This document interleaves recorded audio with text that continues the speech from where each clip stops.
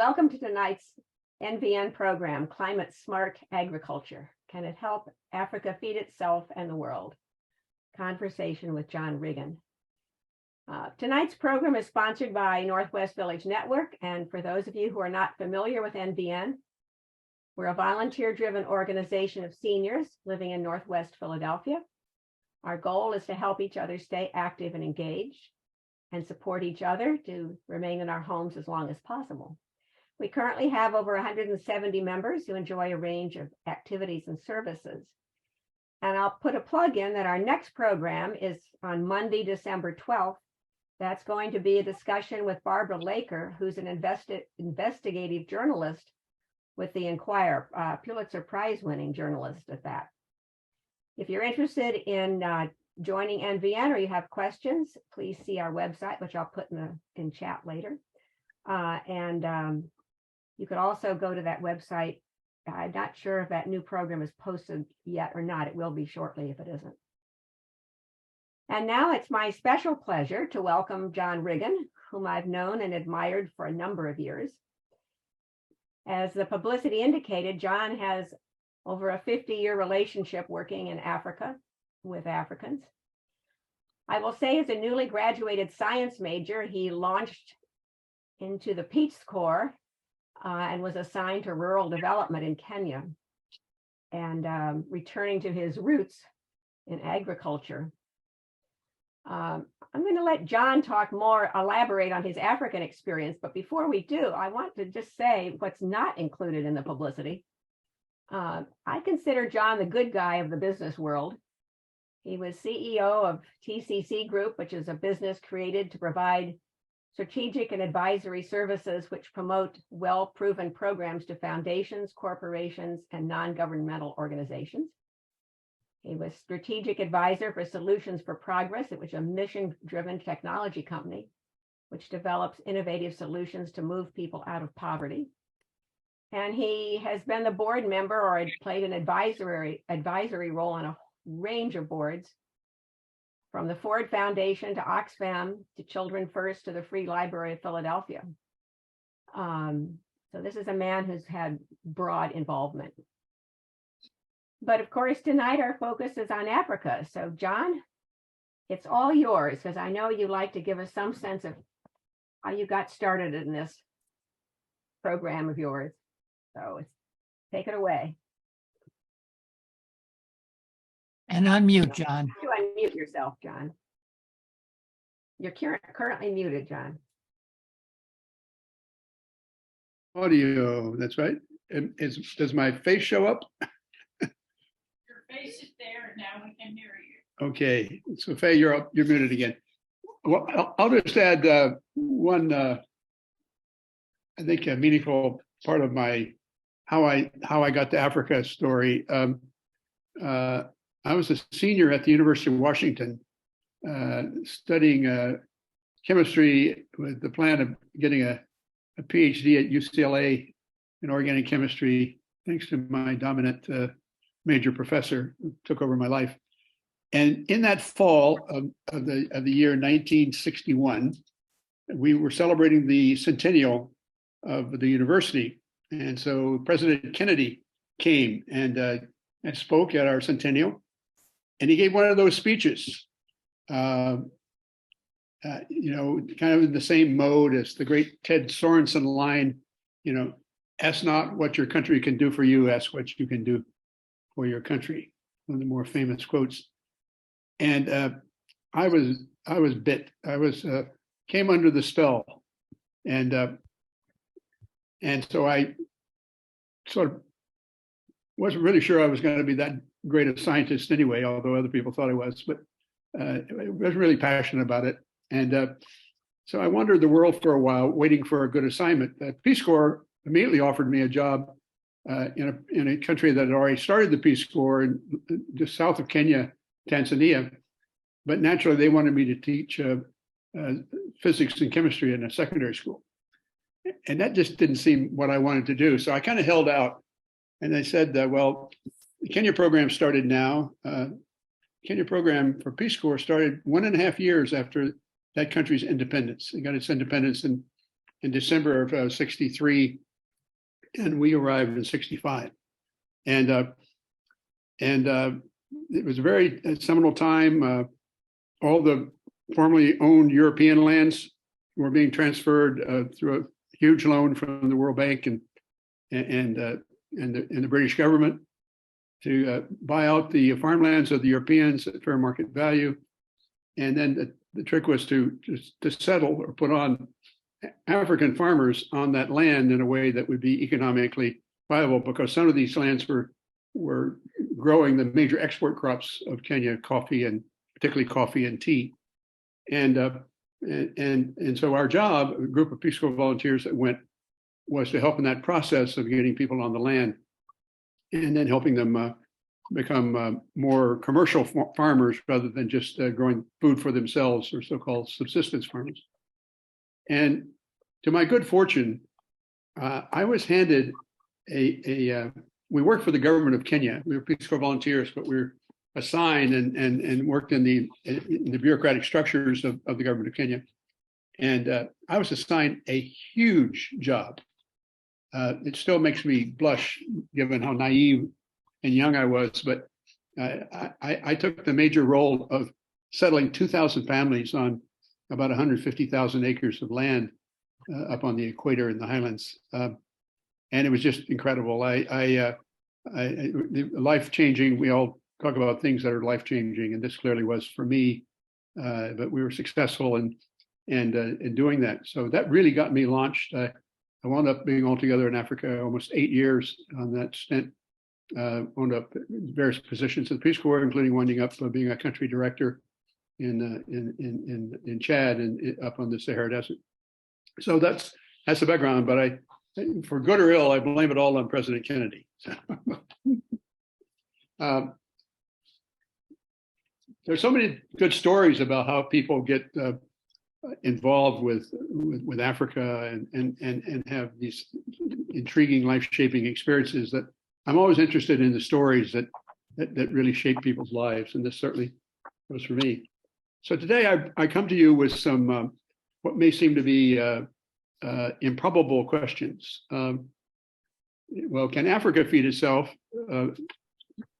There's some probability there, but can Africa feed the world is probably a bit of a at first glance an improbable story, and maybe even at second glance. But we're gonna plow on, and particularly in the face of climate change, which is, of course, as I think you all know, is devastating the tropics already, and where climate change is very much a reality and not something we're mostly fearing for the future. And so the issue of mitigating climate change is very much top agenda.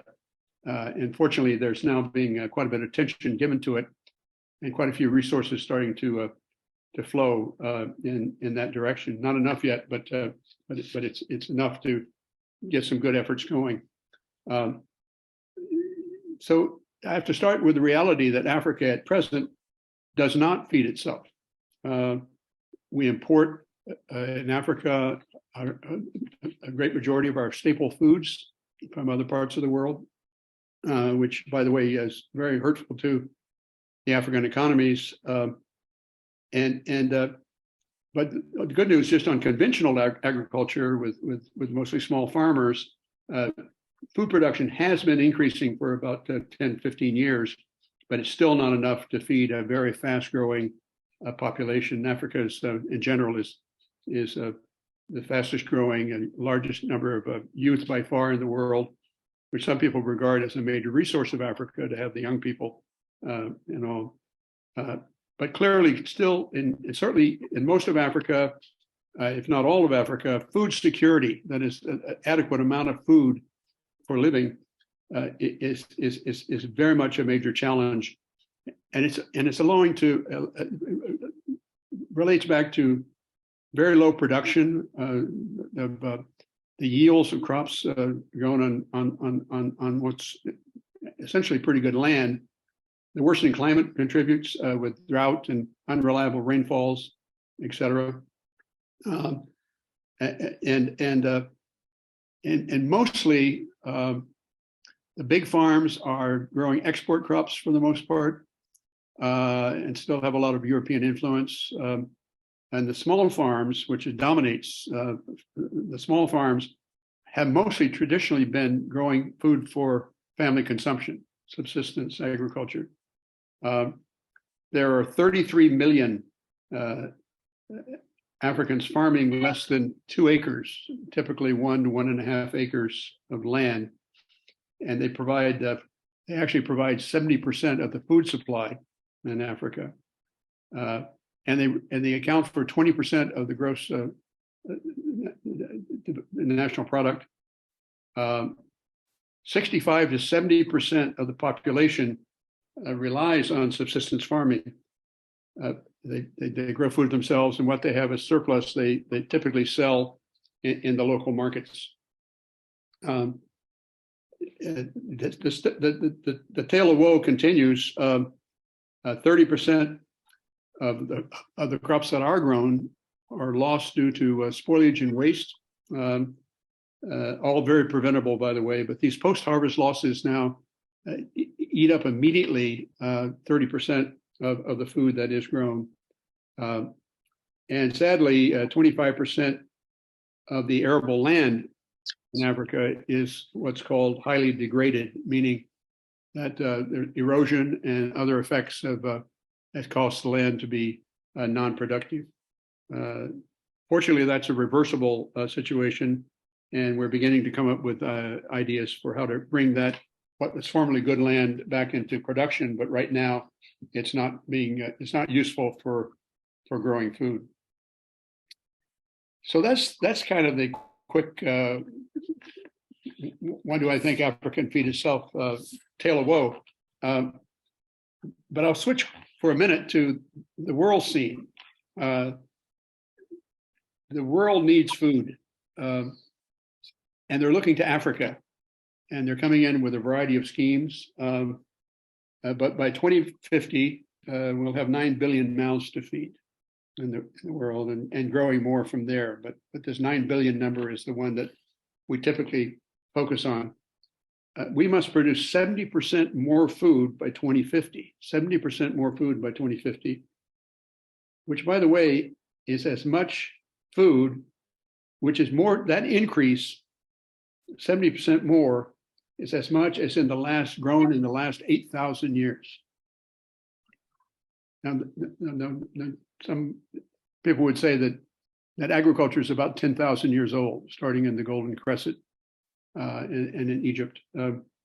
So going all the way back almost to all the agriculture production of recorded history. And we must grow this 70% more food on the same amount of land. And we have to bring a lot of that land that's not being used well now into production. Because there is something around 65 to 70% of the remaining arable land in the world on the continent of Africa. If you think about land that could still be brought under cultivation anywhere else in the world, there's no such land available in Asia, none in South America, certainly none in Europe. And so it's really Africa that has land that can be still brought into production and restore these degraded lands and grow a good deal more food. So how are we going to do this with this available arid land? Well, one idea has been, and I'm afraid this also leads to a certain level of in many cases, corruption of African governments, but there's a land grab going on. The chief among these is China, which is coming in and in good farmlands like in Ethiopia, they're taking hundreds of thousands of acres of land, and they're doing this not to develop agriculture in Africa, but to feed their own population. China can no longer feed itself, which it took great pride in doing for most of its history, and now it now has to rely on food production elsewhere. So they're coming to grab. Saudi Arabia is in with major investments in land, and And there's some controls that are starting to come in across the African continent, but it's not really been stopped yet. So the corruption comes in with these cash-strapped countries. And they're very tempted by these big offers that come in from other countries and offering to buy up land, and sometimes that happens, and hopefully we've stemmed some of it, but with government policies, but it's still a concern. And then, of course, there's climate change, and as I said, in the tropics, it's already having severe impacts on food production. And these relate to irregular rainfall, droughts, water scarcity, etc. If you followed any of the 2-week-long discussions recently of the climate talks in COP27, you know that there was major disputes and debates over whether the rest of the developed world owed the less developed countries, which are now suffering from climate change already, but had very little to do with contributing to climate, worsening climate. And there was an agreement at the end, not with any hard commitment of money, but with an agreement that in fact the developed countries did owe. And so right away we're seeing some follow-on where more money is being flowed into African countries to address climate change, and particularly with regard to food. So the Gates Foundation, for example, immediately announced $1.4 billion that would be to mitigate climate and agriculture for smallholder farmers. We're starting to see other donors and development banks and others come to the fore on this, and I would predict it's going to now accelerate, particularly as we come up with good remedies. And I'll try to get to that in a minute.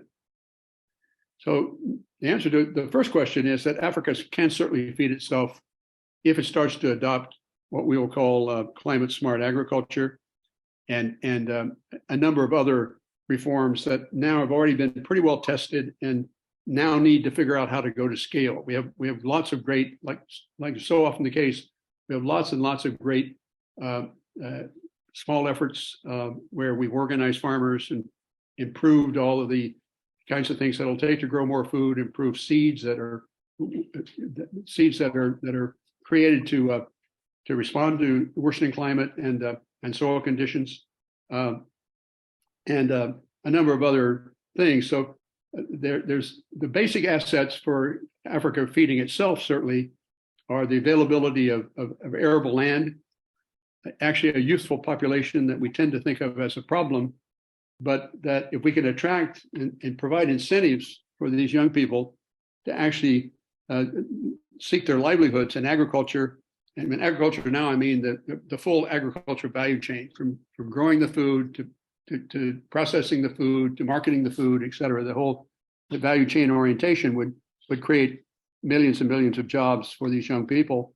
Again, if we can incentivize them to come into agriculture. And the way to do that now we know is by making even these small farms, commercial farms, where they grow surplus foods and to available markets, and not only improve their incomes and take them out of poverty, but contribute to food security in Africa itself.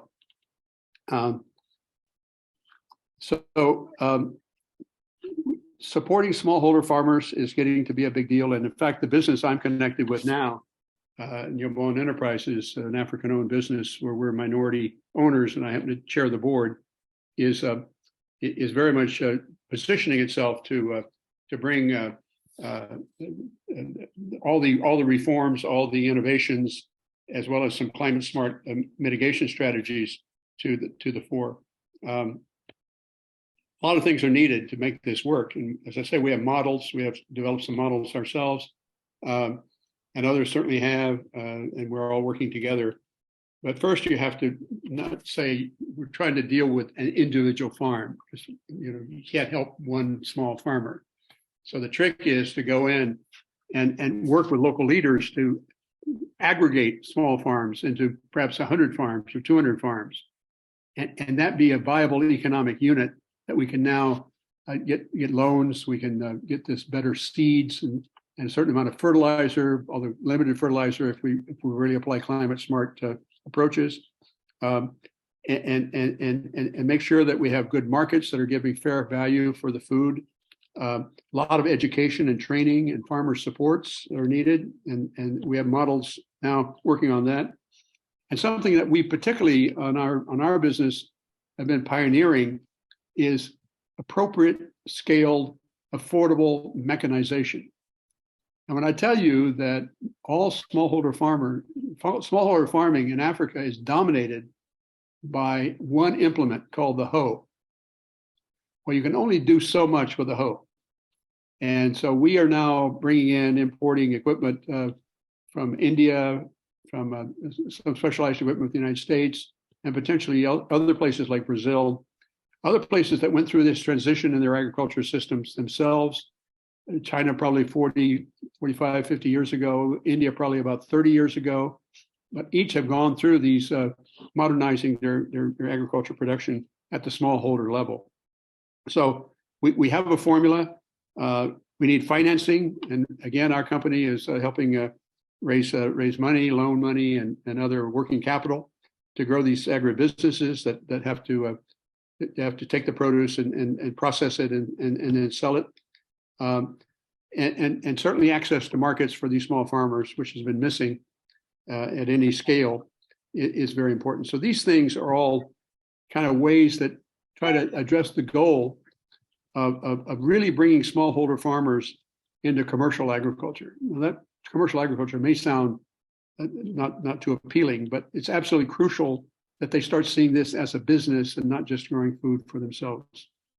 And of course, in these ag value chains, we'll also be creating lots of job opportunities for youth who would then be attracted to be engaged again in agriculture.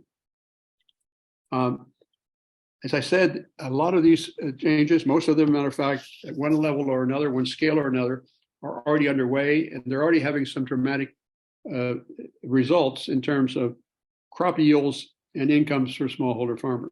So we're encouraged. We made a lot of mistakes along the way, including some that we made working in Tanzania a few years back, but we've learned a lot, and generally it's moving along. There's another kind of waggish, is that a word? A waggish factor involved here in terms of, can Africa feed itself? Can we grow enough food to take care of everybody and create a strong agricultural economy? And that is that the bar is very low. Right now, production of food on land by small farmers is so low. The yields are so low. They grow food for themselves and have a bit to sell, that it can only go up. So we know already with the interventions that we have, the things that we brought, and the kind of money we've been able to raise so far, that we can see the results in increased yields, improved incomes, and livelihoods for the farmer and the farmer's family. But we have so much upside. We've got the land, have a much better idea, and now we're beginning to understand how to deal with a worsening climate, to some extent, actually turn it into an asset. And I'll go into that now for a minute, and then I'll try to keep this a bit short. Turns out that if you do smallholder farming appropriately,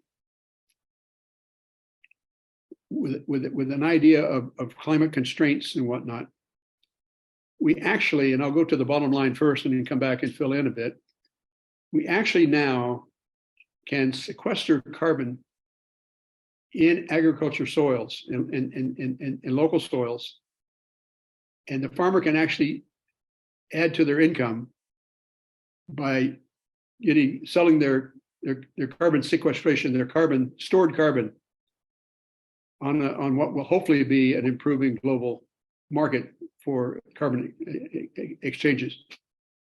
This idea was advanced by a famous, well-known Professor Lal at Ohio State University. He gave a brilliant lecture this last spring, which I was privileged to listen in on. And he equates healthy soils, restoring soils to good health, to not only food security, but service to the planet. And these are the connections he makes.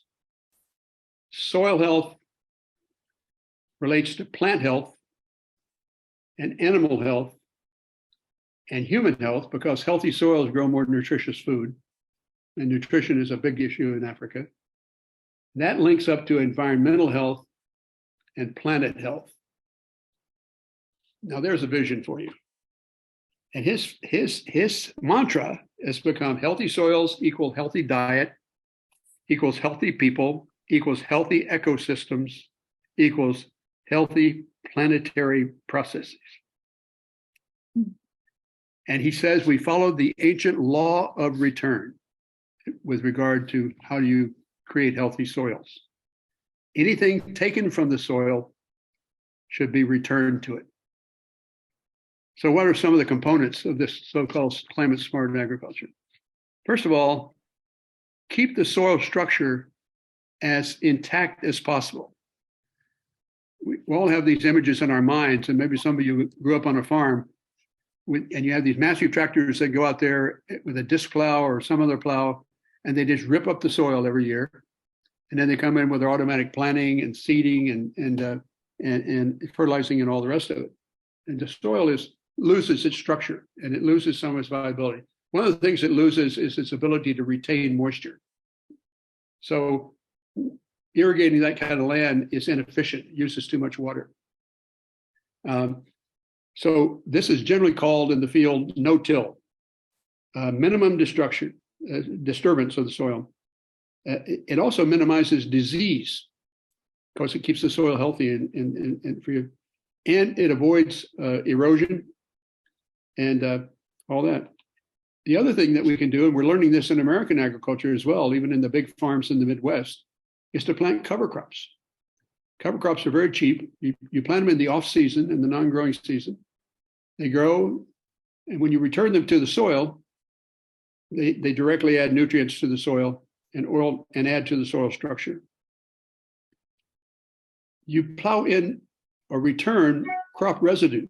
Instead of letting animals like in Africa, you let the goats out there and they eat all the corn residues and the other plants, and they come in, and that's good for the cow or the goat. But you have this great opportunity of doing the best thing you can do for your soil's health is returning those residues back into the soil itself. This increases organic matter, of course, which is its own goal. But it also dramatically, again, if you do this on a systematic basis, it dramatically reduces the need for chemical fertilizer. Still probably need some chemical fertilizer, particularly in the early days, because you're starting from pretty poor quality soils at the beginning. But the goal is to move away from chemical fertilizers because it also causes acidification of the soil. So soils become acid, which means you have to have further chemicals to deal with the acid in the soil. Highly acidic soils, of course, don't grow any food. So these things, and of course, having more organic matter and compost in your soil also increases yields. So you grow more food. The other thing we do, and you can't do this everywhere, but you can do it in a lot more places than you think, is what's called agroforestry.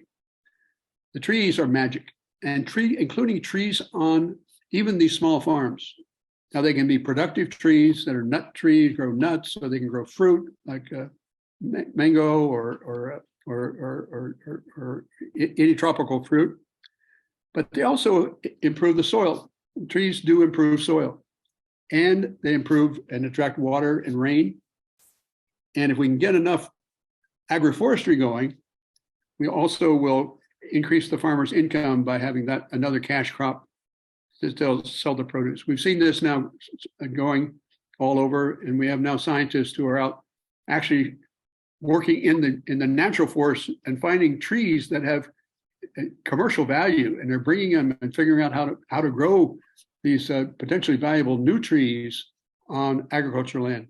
And so we're seeing this, and all kinds of ways that we can grow shrubs and bushes that would again add to contribute to making the soils healthy and generate more income. Finally, I mentioned before, kind of a giveaway point, but that Dr. Lal and many others have now really turn to, of course, we have a lot of climate scientists now looking at all kinds of ways to figure out how to sequester carbon dioxide. Dr. Lal and his group have gone further than most on saying, but now we actually, by putting these crop residues back in the ground and some of these other things I've talked about that we can do that are quite doable, we actually can sequester carbon. And here's the rub, and pay the farmers for doing that service to the planet. We have some starting information about the value of returning these of soil carbon sequestration. They're early figures because quite frankly, the carbon markets, which have been voluntary now for some time, now need to become more regulated markets and start pricing carbon for what it's really worth and the value that it's doing to soils and to the planet. So it actually could be a contributing factor to increasing the incomes and livelihoods of small farmers by providing this environmental service. The early rough figure is that the societal value of soil organic carbon is around $130 a ton, but I think that's a figure that's going to change. Dr. Lal ended his lecture by talking about nature positive production, all the things that would contribute to addressing climate change and food production. So first, we have to get a lot smarter about mitigating climate change in general, which may now finally start to happen in the tropics. We have to reduce emissions and increase carbon capture, not only in the soil, but in trees, et cetera. We have to protect all the ecosystems because they all form one large system. We have to reduce waste. I talked before about the post-harvest losses accounting for a third of the value of the crops, but we have other kinds of waste as well, occurring all throughout the growing process. And even after it goes out to be sold, the amount of waste that we throw, the amount of food waste we throw away in the United States is criminal. So we have to be both reducing waste and energy usage. Now we're seeing solar coming in, solar dryers, solar pumps, solar energy now is starting to really come to the fore in Africa and the developed world. And then perhaps his only really radical idea, but which really makes sense in the context of the whole argument, is that he wants to see us return land to nature. This goes back to this mantra about the law of return. Anything taken from the soil should be returned to it.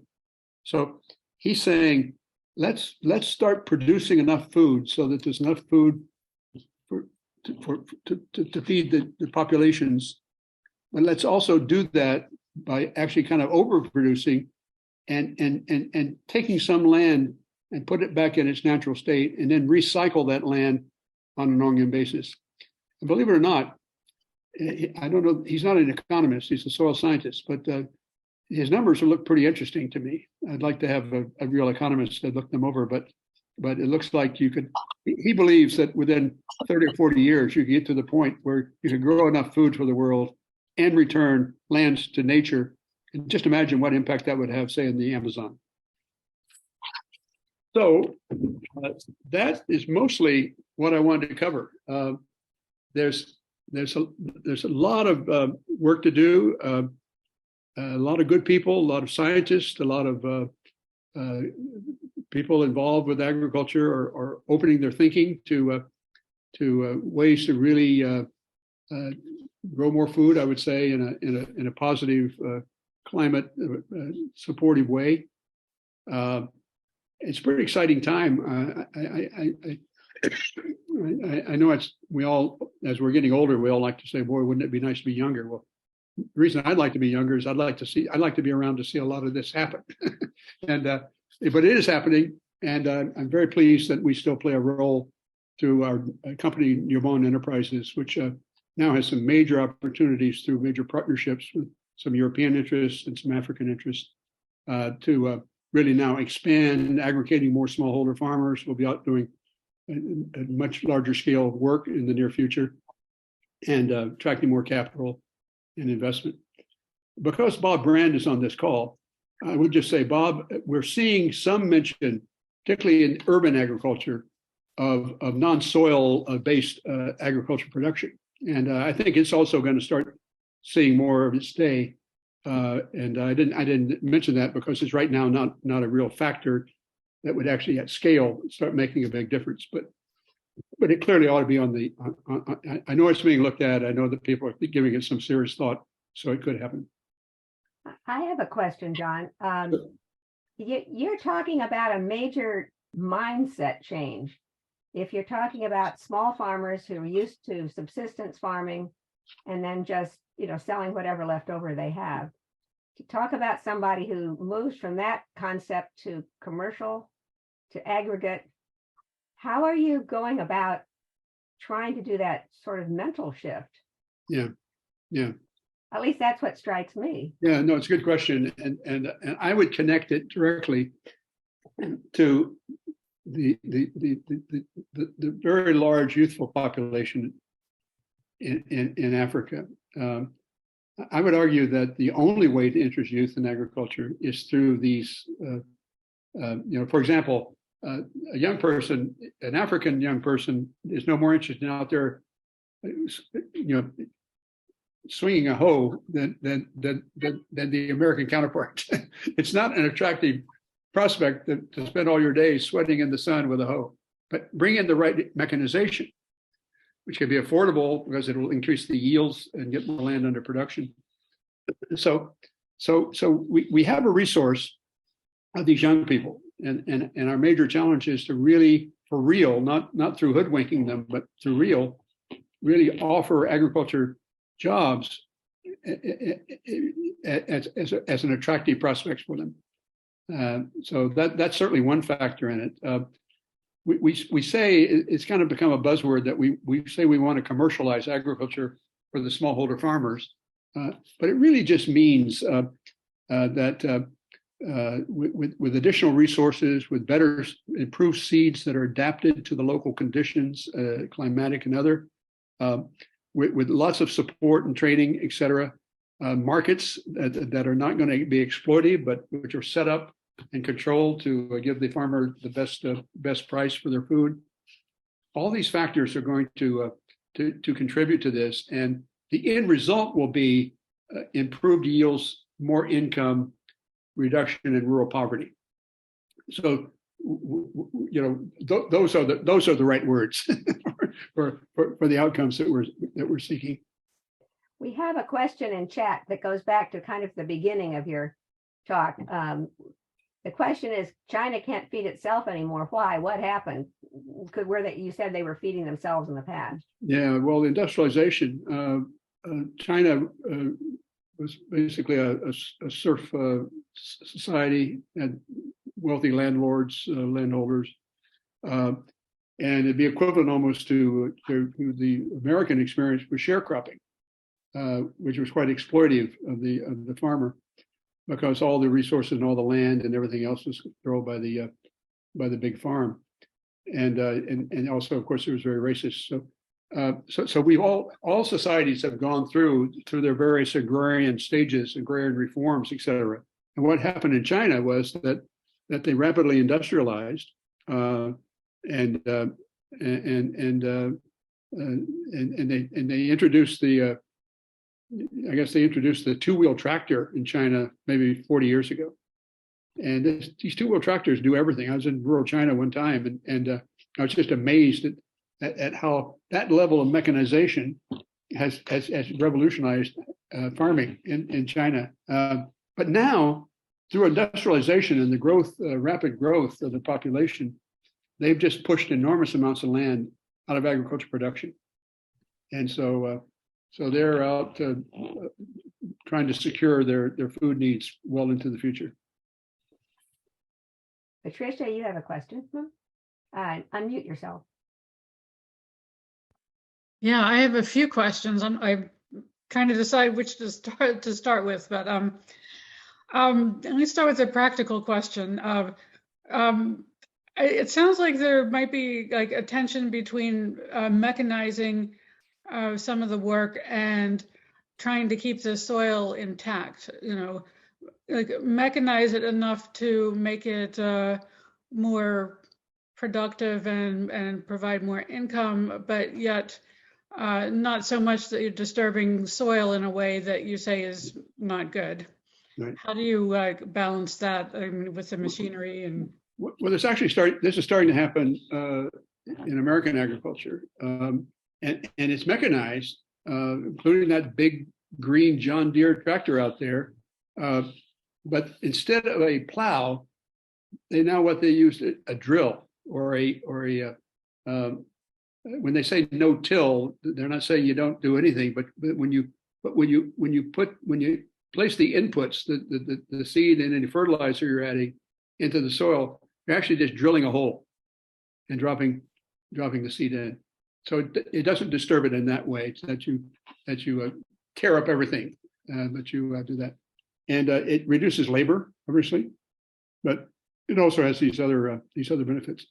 There is some tension, although I'm so glad you used that word, because there is still a remnant, in some places more than a remnant, of what I would call plantation agriculture. Plantation agriculture is large-scale commercial farming like you'd find in Australia or America or wherever. And that's fully mechanized, and that's not climate friendly. It's using fossil fuels abundantly. The only role for the local farmer is to be a laborer on such land, and of course we now know it doesn't promote healthy soils, even though you pour a lot of fertilizer into it. So it's really chemical farming, and so there'd be a real tension in introducing that kind of mechanization and hoping to get these other beneficial impacts of promoting healthy soils. Okay, I can come back to my others where other people can ask questions, but I have a couple more things. You can come back to me later. Sure. Thank you. We have another question in chat. Arable land is often used for commercial yields that don't contribute to feeding the world. Lots of flowers for European and American markets are grown in Africa. In the US, huge tracts are devoted to growing corn that could be productive of more food variety. Do you see that arable land being used for purposes that aren't as productive as you would like them to be in terms of? No, absolutely. There's competition. There's competition for the land. Fortunately, there's growing support for supporting the smallholder farmers, particularly if we can aggregate them into units that are economically viable. The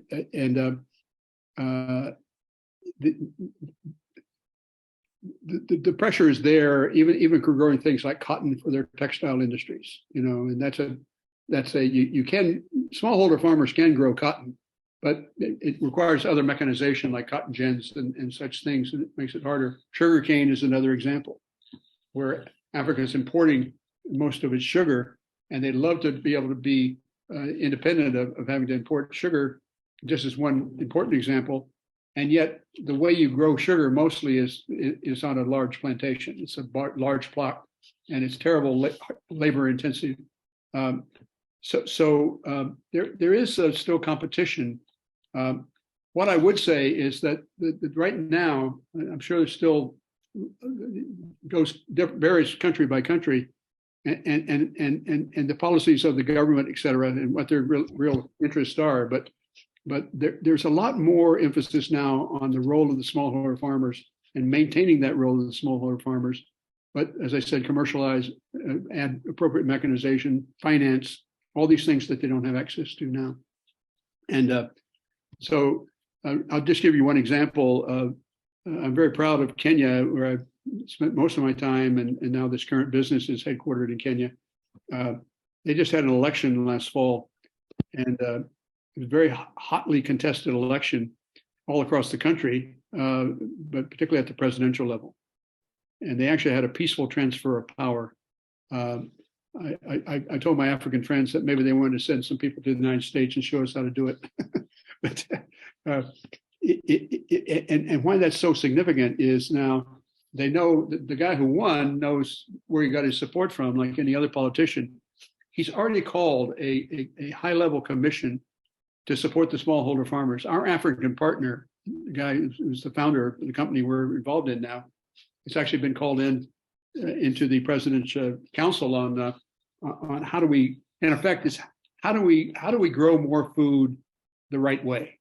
That's and deal with climate change. So, but we now have the attention of a new president, and let's hope that goes somewhere, because it'd be very welcome to get that kind of leadership. Then we have a chance to win some of those battles where people are competing for land, et cetera.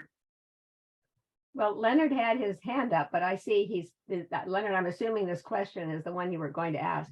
Yeah. In chat. Is corruption liable to get in the way of the development of these aggregated farms? And you've mentioned the word corruption a couple of times. Yeah, I'm afraid it is. I would say that to my 55 plus years of being in Africa and trying to pay attention, in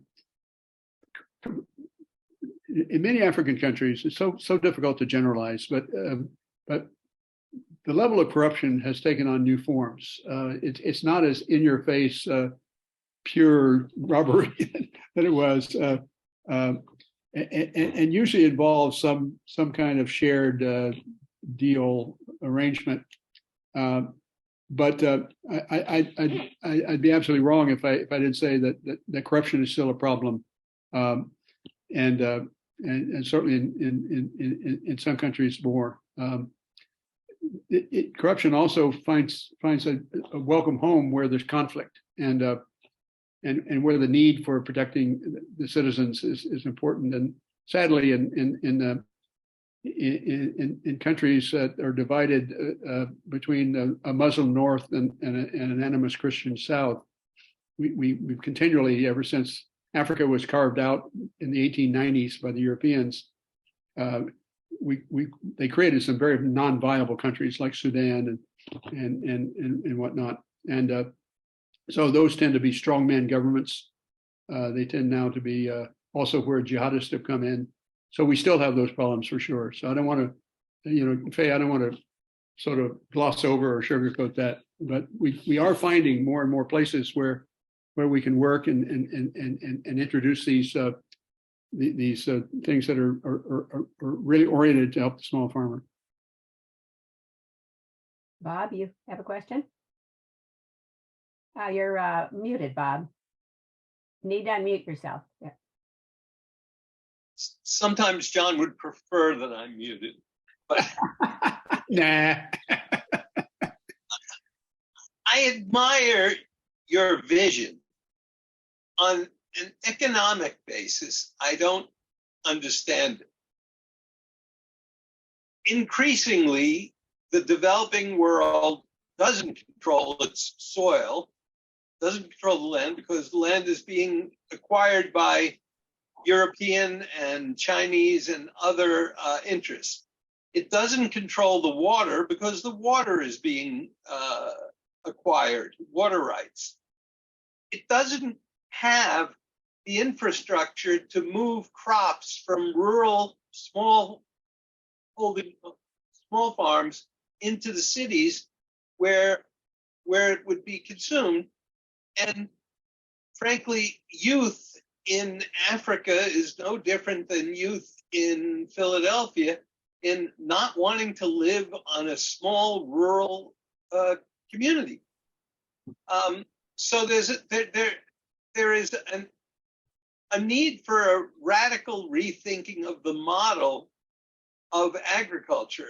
I mean, in addition, I will just say that all corruption needs somebody who's putting up the money. And that's usually not the people in the poor countries. Usually you can track that back to some bank, to some extractive corporation that wants something from that land that has nothing to do with the welfare of the people. Now, given that, it seems to me I'm very excited by your model of collections of small farms that act in some cooperative fashion. I don't know how to do that, but I think it's an interesting model. I'm very interested in the soil conservation and resting fields It's only something that we've known for a couple of thousand years. It's actually in scripture. Every 5 years, it gets a rest. But the model of growing food has to get closer to the consumption of the food. And the consumption of the food in Africa is going to be in cities, not in the rural communities. So Bob, my general response to all that is it's nice to have challenges. So there's elements of truth to everything you're saying, but there's also change, and there's a lot of good, smart, very serious people that are trying to get it right. And this time around, getting it right means the white guys from Europe and North America don't come in and say, do what I tell you to do. One of the things I'm proudest of right now in this old stage of my life is that I'm now not trying to be the American who comes in and says, here's the answer. We actually are an African business. And it's not only that, it self-describes itself, before I came along, by the way, as a social enterprise. I can't tell you how important that is to me as a place now I'm putting the amount of energy and time in. But it doesn't stand alone. So will there continue to be corruption? Yes. But there is at least maybe a half a dozen, maybe as many as 10 African countries that I follow and have some experience in that are in some stage or another of embracing these kinds of reforms that I've been talking about. Ghana, where I worked a couple of years to about a year and a half ago, is one of those. And this aggregation of the smallholder, I mean, that, by the way, can also take the form of a cooperative society, but it doesn't have to be. There's special rules for cooperative societies. And we right now are probably going to be working with, I don't know, several thousand of these aggregations. And they're organized in different ways depending on the model and the crop and things like that. But that stuff is really happening. The other thing I'd just say is that one thing nobody can afford is a failed agriculture. I mean, Africa's already importing food, and some of these things that you mentioned are just are not going to make it. They just won't be successful. And as you said, you will not get youth to work on farms. And by the way, farmers are getting old in Africa just like they are in the United States and everywhere else in the world. If we don't attract young people to growing food, there ain't going to be any food.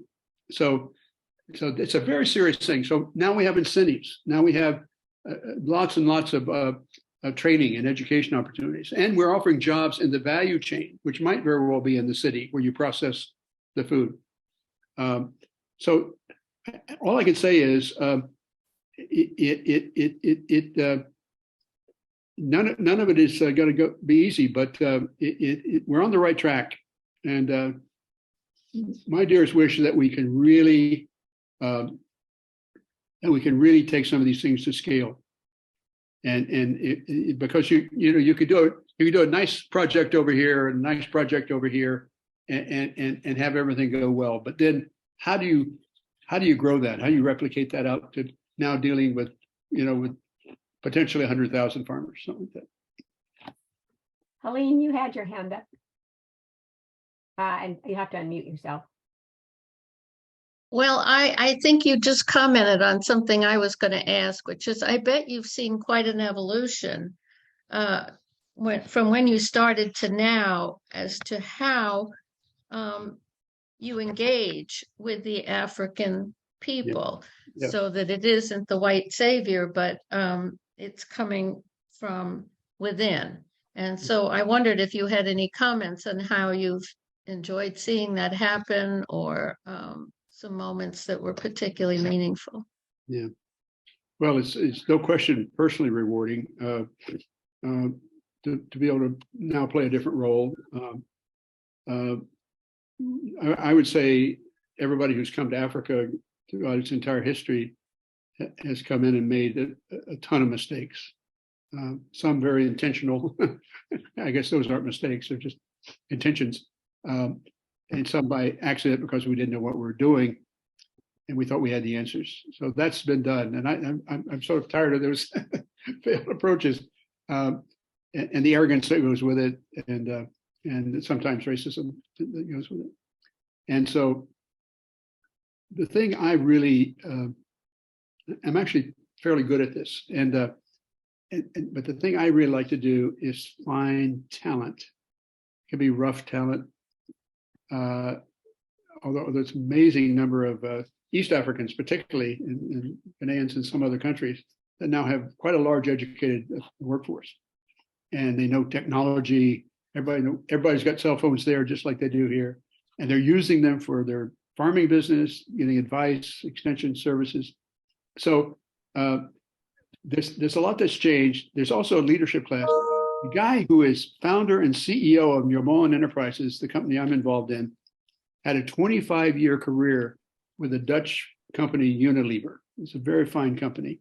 He worked all over Asia and all over Africa in his executive position with Unilever. He and his wife came back after 25 years, last posting Singapore, with saying, "We've done well. We've had a wonderful career. Let's go home to Western Kenya and try to do some good there." That's his motivation. He loved to make money, by the way.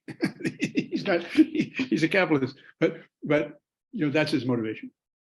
And it's such a pleasure to be working with that. And he asked me to be the chair of his board. I said, is your company, you're the majority owner, you're the founder, you get to be chair, anything else you want. He said, well, I got plenty to do, be my chair for now. So I agreed. So it kind of fits with a question Myra has in chat. Are you saying that it's really the combination of arable land and low cost of labor, the natural resource of a large young population, that's the big resource? Yeah.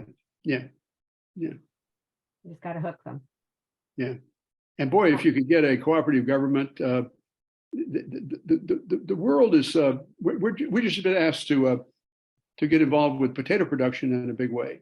And part of the reason is that when you process potatoes into crisps or chips or whatever, turn out they were importing all this processed potato products from Egypt. And it got to be a scandal because Kenya can grow land, particularly in the highlands, that can grow all the potatoes you'd want for the commercial market. And so consequently, a business that already was processing fruit juices contacted us and said, help me aggregate all these farmers in this certain part of Kenya and build that structure, that aggregation model that we have with all these different elements, including the right kind of mechanization to help me really grow more potatoes that we can then process. Now, his motivation is having a big agribusiness processing unit. But it's our job to make sure that these small farmers grow the right variety of potatoes, right production, and get well compensated for it. So it's so land is important. Finance is really for so long been finance hasn't been coming to the small farmers. The banks have been very leery of coming into that area. We now have a great relationship with the leading bank of East Africa, that's actually putting up loans for farmers to get these improved seeds and other things that they need to get into modern agriculture.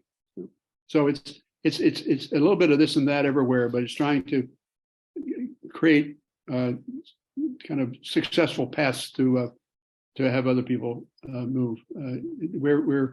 We actually are going to start producing more food for the urban populations as well as the subsistence food for the farmers. Yeah, Hope had a question about energy use. She said, what about energy use? Is there a push for renewables for equipment, et cetera? Yeah, solar is coming on pretty fast. Kenya already has thermal, and there's an area that's where the geothermal hot pools underneath around Naivasha, and that's current. They've expanded geothermal, and it's probably producing about 40% of the energy requirements now. But population is growing, and so They do bring in fossil fuel, but local solar, not so much large, and wind are larger installations. Solar tends to be at the local level, and including we're seeing some solar powered equipment, farm equipment now. John, by the way, you mentioned potatoes. John says the International Center for the Study of Potatoes is still in Peru. He knows everything about potatoes. Thank you for that. I've actually been at SIP twice in Peru, back when I was doing work for the Ford Foundation, and it's an amazing place. The then Director General of SIP, a Canadian, Hubert Zenstra, was actually they did an interview, a big piece for him in the New York Times magazine many years ago, and they said, well, how many varieties of potatoes? Potato first appeared as a weed, a cultivatable weed in the Andes in Peru, and that's where potato comes from originally. And he said, so how many varieties or strains of potato do you actually have at SIP, at the Potato Center? And he said, I think we have about 24,000, something like that. And then he commented, and he said, not a one of them is good for frying. Check in with McDonald's. Huh? Well, maybe a couple more questions. Here's one from Karen Skolnick. Is there a role schools could play or are already playing, since you're talking about the young people? Yes. A number of schools have school gardens, and that both helps kids be involved with growing food and learning what that's about. But frequently, it also supplies food for the noontime meal, which usually is beans and corn or rice, depending on the staple of the area. And we've now located in Western Kenya a Center for Excellence, which has demonstration farms on it and whatnot. And again, David Osamba, the founder, his vision is he wants to attract school groups to the center, but also go out and really bring these kind of new solutions to these kids who almost all on the rural areas are almost all from farm families. So it's and teach nutrition, et cetera. So there's a very strong link here in terms of what we could do with school kids in terms of outreach, in terms of training. Right now we're doing that kind of on our own hook, but we'd like to see somebody really get behind that with a little bit of resources so that it can become more of a systematic program.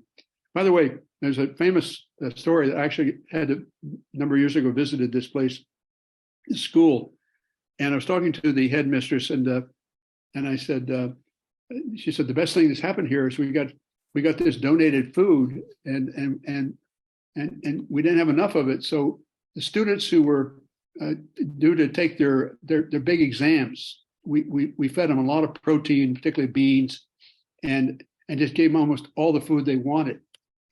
And then we paid attention to test scores. And these kids who got this extra nutrition, the test scores just went off the charts. And so much so that the day I was there was a delegation from the Ministry of Education at the national level from Nairobi coming out to see how did they get their test scores up. And they think it was the nutrition that did it. So it's just an interesting little story. Well, maybe we can circle back around to Patricia here with maybe a last question because we're after 8. So Patricia, take us away here. Is there any negative pressure on the land to produce meat, either for mass consumption or, once people get away, a little above subsistence farming, they want meat themselves, Right. Yeah. So is there that, that added pressure as well?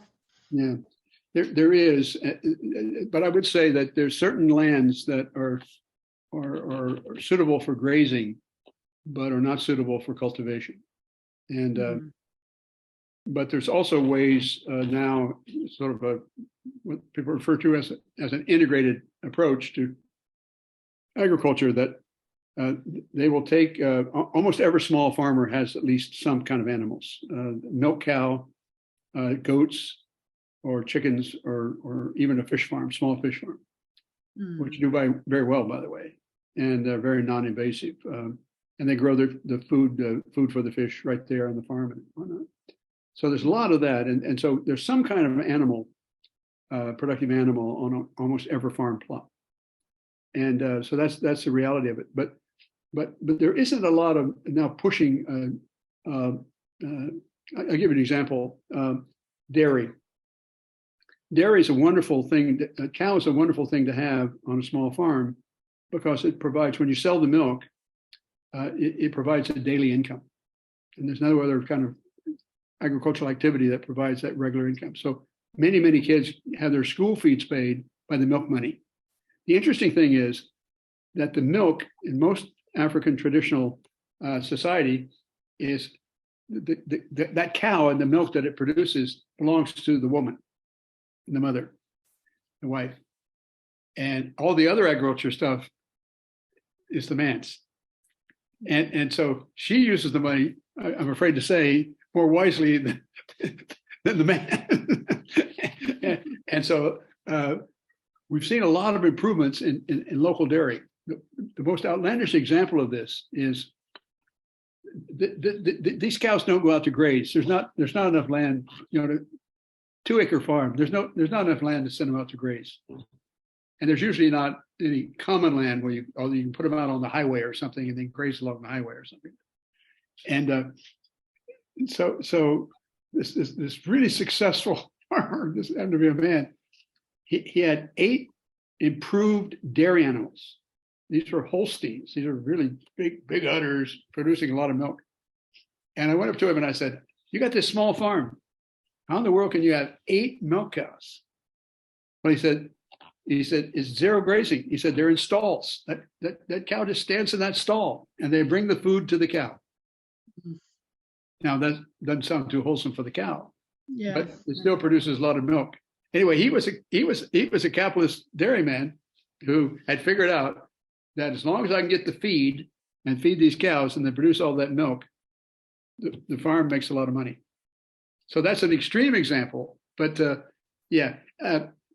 are places like Ethiopia, which I think probably has more livestock than anywhere else in Africa, and a lot of land that's arable, but it's not really suitable for intensive farming. And so what they're trying to do is to say, can we restore some of that land to arable farming use? And so what they've done is they've done studies, and they move the cattle around from plot to plot, put these little wooden thorn protected kind of fences around them, portable fences, and the manure that's dropped on the land serves as fertilizer for then coming and growing something on the land. So that's actually a kind of a positive example of all that. You have places like China that, of course, has moved very strong to meat consumption, and it's really dominating their diets now. And so part of their problem is how do they produce all that? I can't help sneak in a last question. You mentioned the word women. I've heard you say that women do have an important role in the farming communities, but you haven't really mentioned anything about women so far. Yeah. Except for the milk. Well, sadly, women are sort of carry all the burdens or most of the burdens, and that's been the whole time I've been there, and so one of the, I guess you'd call this more of a social agenda, but it's more than a social agenda in the sense that it has also to do with improving farming. They are now, we're now making the case and getting a lot of receptivity on this, that the woman farmer has been a kind of a substitute for a workhorse, or in other words, she does all the heavy lifting. She and the kids go out there and do the farming, and it's toil and it's burden. And so number of us are really now saying to do more productive agriculture and use appropriate mechanization will reduce the amount of time the woman has to spend growing food and also reduce the toil, the burdens on her. And that's got some receptivity. I hope it catches on. There's several major funders, including the MasterCard Foundation, which is quite a wonderful corporate foundation that is both trying to expand opportunities for youth in Africa in agriculture, but also to improve the livelihoods for women. Well, John, we've gone well past 8 here, so I want to thank you. And we've appreciated. We've gotten one note here. Thanks so much. This has been great. So thank you very much. And You're welcome. I think Very we much. learned a lot. I hate the subject, obviously. Important one. And you know, I mean, Bob has brought up, you know, a lot of the huge Yeah. challenges, but it's good to know that there's something that people are trying to do. And you've hung in there for a long time. So you must feel there's a possibility here. Yeah. Thank you so much. Good night, everybody. Thanks for joining us.